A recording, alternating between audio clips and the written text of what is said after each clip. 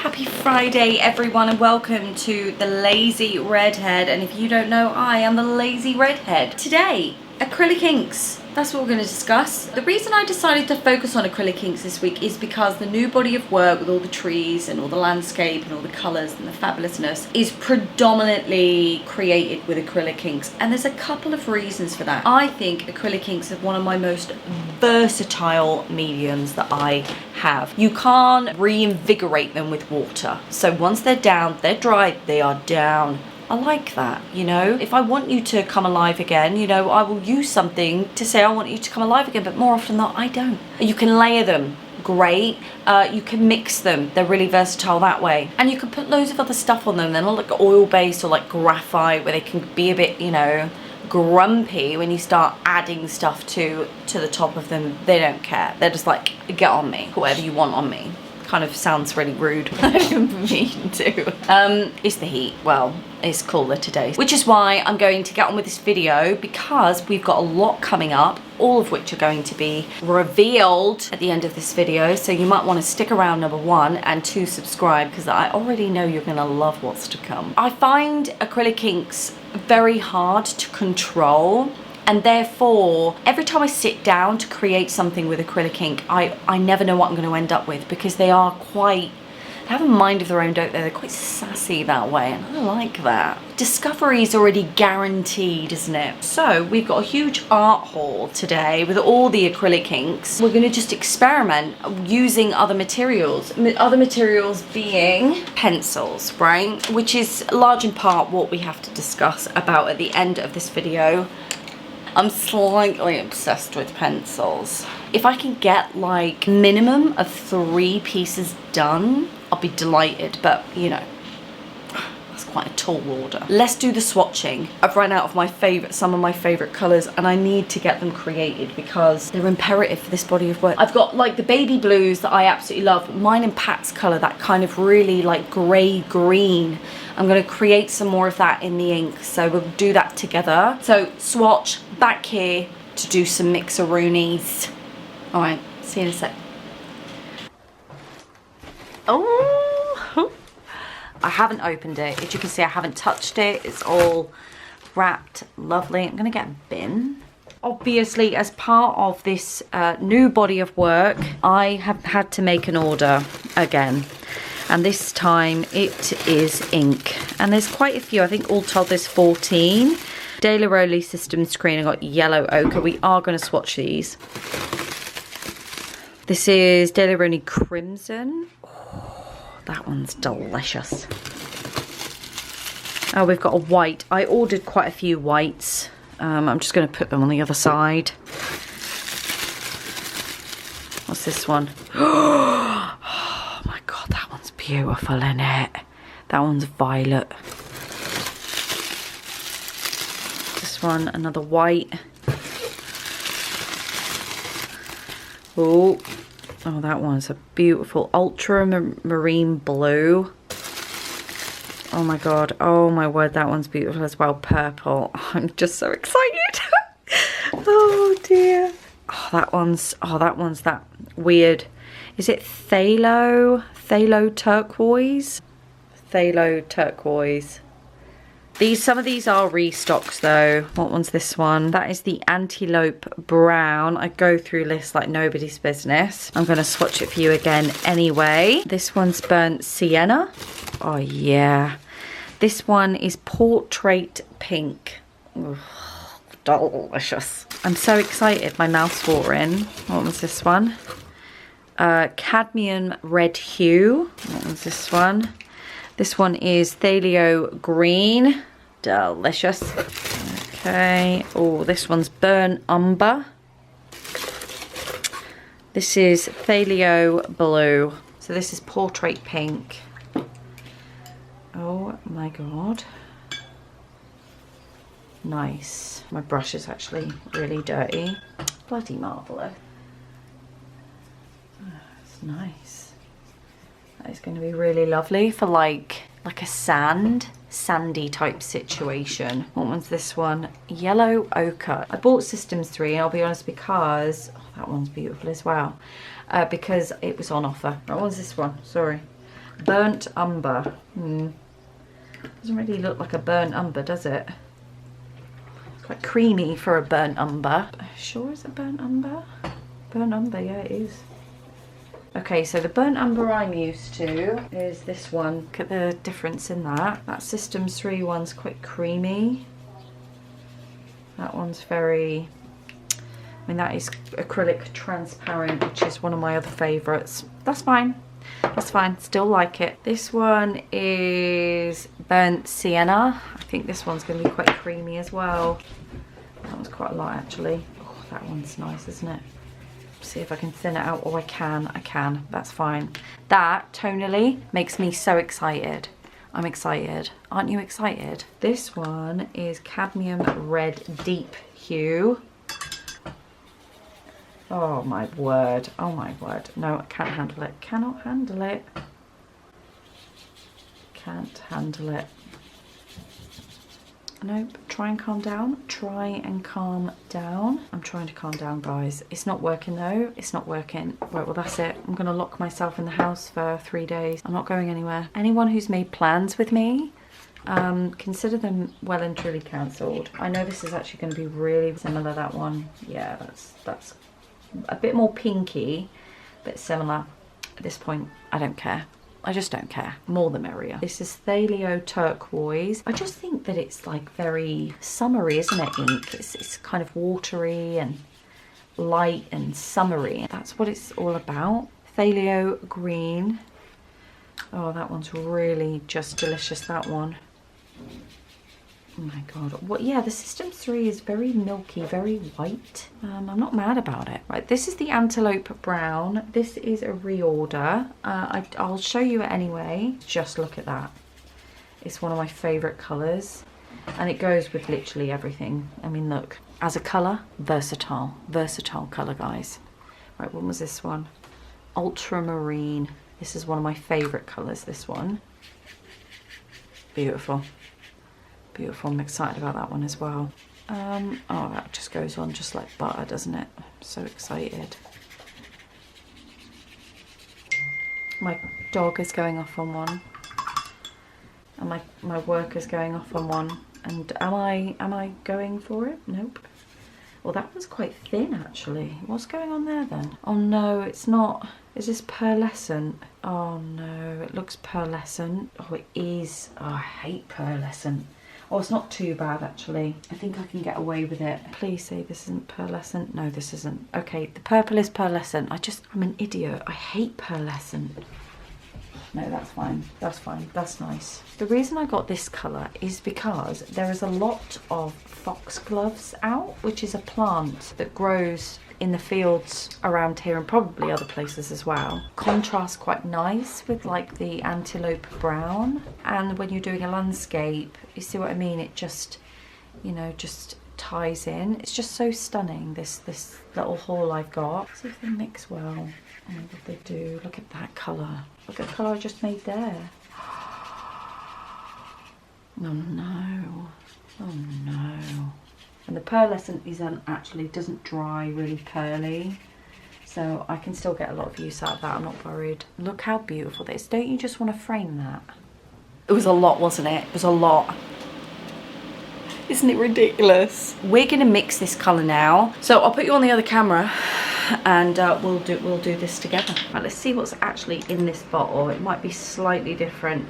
No, it's pretty much the sort of tone I want. Okay, what I usually do is sometimes I'll just do this and mix it in a glass bowl first, because if you're going to just shove them in the bottle, which is sometimes what I have done, what can happen is well, you're just going to get stuff you don't want. Just do this, then I can see whether these are the colours. It doesn't go to waste, it's just a few dots. If you're new to it, trying to mix it straight in here, you know, you're going to risk it not working. This stuff's expensive. Also, there are many different blues and many different yellows. Say we did it with another colour, obviously it's going to be white, and we put in a different type of blue. Yeah, this is Prussian blue, this is ultramarine, so it's similar but slightly different. I think it's slightly lighter. You might find far more green, far more kind of vibrant, and that would be because of your yellow. But that is a lovely colour actually. There's a massive difference there though in those greens, and it can throw a piece off. So this is what I do, right? I'll put that in there. I'm gonna get a load of white. Now there's quite a lot of white in this mix, so I'm just gonna pour in. Right, there we go. And then the pigment, because these are so pigmented, you kind of don't need a lot. So I'll just do like a boop, and I will take a squirt of that. So kind of equal to that with a load of white. Then what we do, shove this bad boy back on. I don't mind it being in these bottles with old pigment in, because you probably think I'm going to be mental now, but because when it dries it's all flaky. You know how like acrylic paint gets really like crispy and jelly like? Well, this stuff goes dead flaky. Right, we can see that that is probably too blue, more blue there than it is green. So what I'll do is I will take more of that and pop, see, another couple of squirts in there of that. And this is how I do it. Leave enough room though, only fill it halfway, and then you can mix your paint up and it's not going to make much difference. Really give it a shake. You shouldn't really shake these, you just sort of like move them about, otherwise they create the bubbles and blah blah blah. But that's better, much better. I want it to be lighter, you know, so in between. I like the pencil being darker. Rather than waste this, I'm just going to put this round. See these flaky mobobs where we've done this? The reason is you'll see in just a moment. Okay, I'm going to wash up and I'll meet you back on the other camera. So that's kind of how I mix my colours in ink. Again, in a dish beforehand, it's kind of like cracking an egg before you put it in with the rest of the eggs, just in case, you know, it's a dodge egg. It's kind of like that situation. Those of you who don't cook or bake won't get that reference, but look it up. You'll have seen I did this. Look at this beautifulness of one of my favorite colors at the moment. Num num num num num num. Remember when I chuffed up that video, when I spoke about creating work unconsciously, like using surfaces that I've used for a palette that I've kind of used to swatch on, that kind of thing. Well, I've kind of really embedded that into my creative process now. I'm going to show you some of the process, and then we'll do a bit of kind of reveal and finish.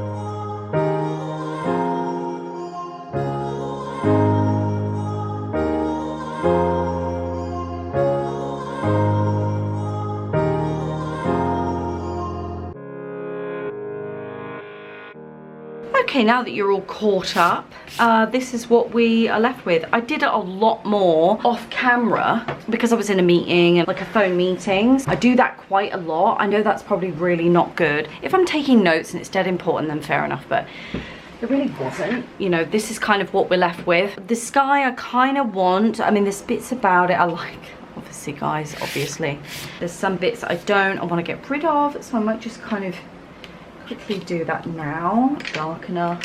So these pencils are a mixture of Faber-Castell polychrome, so oil-based, and the Derwent Lightfast range.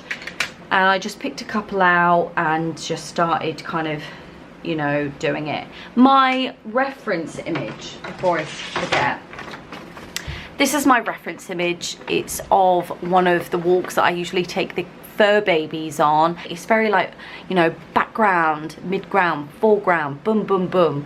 I like that layout composition because then I can kind of do what I want. Also, it's that time of year when the trees are really rugged. Obviously the trees are full right now and really like colourful and chunky monkey, but it wasn't when I took this photo. I'm not bothered about that because I just kind of add them in, you know. And the ground is severely textured. Oh, I love that, which is where I get a lot of my inspiration from.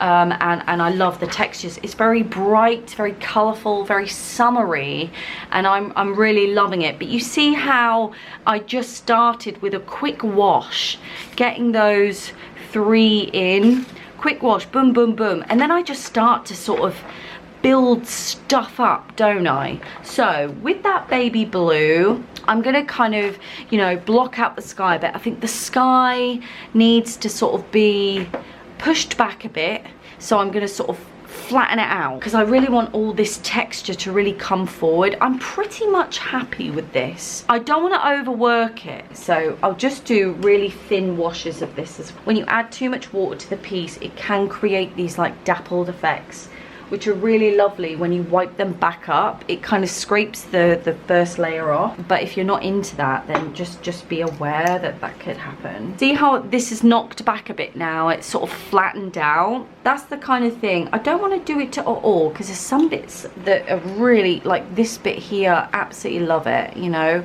It's just to sort of rest the eye. I've also got to remember this one's got a border, which is not something I usually do, but I just love taking it off. I love taking the tape off the border. Yeah, I really like that. Love, love, love. Oh, not really. Something else there. Don't like that line. Get rid of that line a bit. Yep. Knock that back a bit. Cool. Let that dry off a bit, and then what we'll do is we will do the tape, which is my favourite bit. Oh!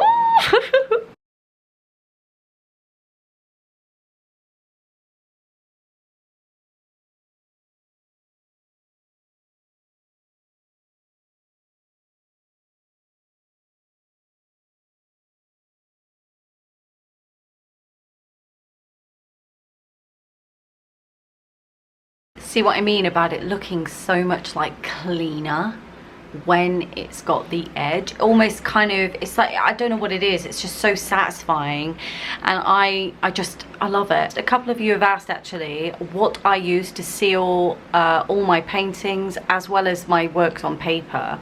I like the unctuous glossiness. I might change to satin, but I use the Gloss Mod Podge, which is this stuff. It seals and it does all sorts of stuff, and this is another reason why I like working in the acrylic, because this is obviously water-based. So for example, when I've sealed works that have got the art graft blocks and pastels and anything that you can kind of reinvigorate with water, this ruins it. So that's why you need to fix it first. So use fixative, leave that to dry completely, maybe do 1 or 2 layers of that, and then you can seal with this if you want that gloss, unctuous finish. So I'm just gonna go off camera, do this, let it dry, and then we'll do the big reveal. Ooh!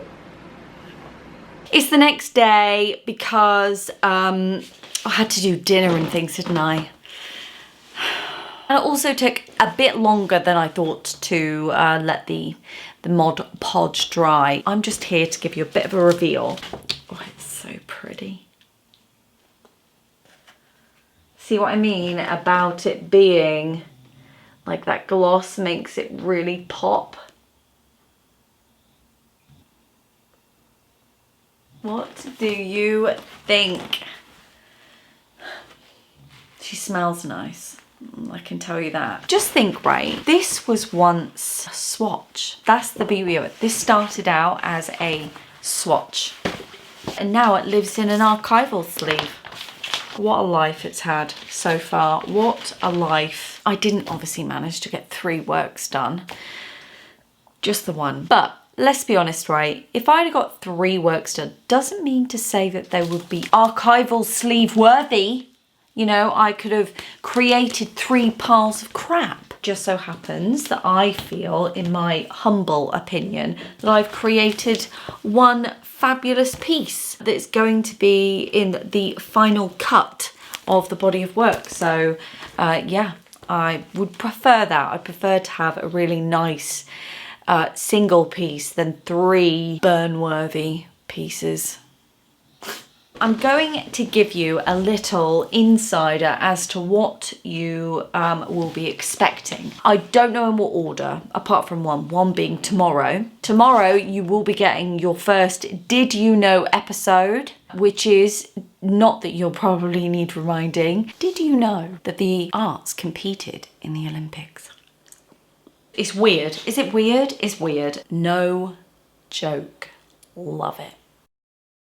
That's coming tomorrow. My aim is to post a Did You Know once a month, the last Saturday of the month at 10:30. That is my goal. Others include not 1 but 2 workshops. Now I said that I wanted to do 3 workshops a year. Well, as a huge thank you for hitting yet another milestone, our 100,000 views.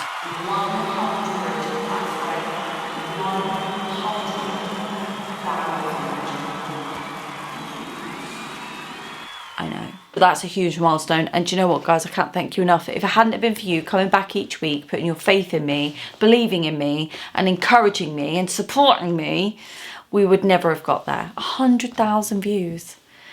And to celebrate that, and for a huge thank you, you are going to get another workshop. So, workshop thrice workshop is, as you may have seen if you were concentrating earlier in this video, is how to scale up the abstract way. From this to this. As a huge thank you, a massive thank you, I am going to throw in a 4th. And I'm going to show you now what it is. Now this, firstly, comes with an art haul, and quite a sexy art haul. These bad boys are the Inktense pencils, not the blocks, the pencils, because I'm into pencils. So earlier, if you were listening, I said that there'll be things that I need to keep you abreast of, and it's pencil related. Well, I'm doing that because it's got like a C thing on the thing. I know, you think I'm weird, don't you? God, I'm so creepy. These will be centre stage for a workshop, right? The workshop is how to break in new materials. I feel like a sort of a self-confessed expert on new materials now. Spent the whole year kind of having to really quickly understand my materials, and I've got a lot of them now, being a mixed media artist, that I think I'm adept at breaking them in fast. All right, so that is your 4th workshop. You don't necessarily need these materials. You can use any material so that you can start creating fast. I can't even tell you, my gratitude is just no words. Again, I know, and I get emotional, so I'm gonna go because I can feel myself welling up. Anyway, I love you guys very much, as you know, and yeah, I look forward to your feedback for tomorrow. Mwah!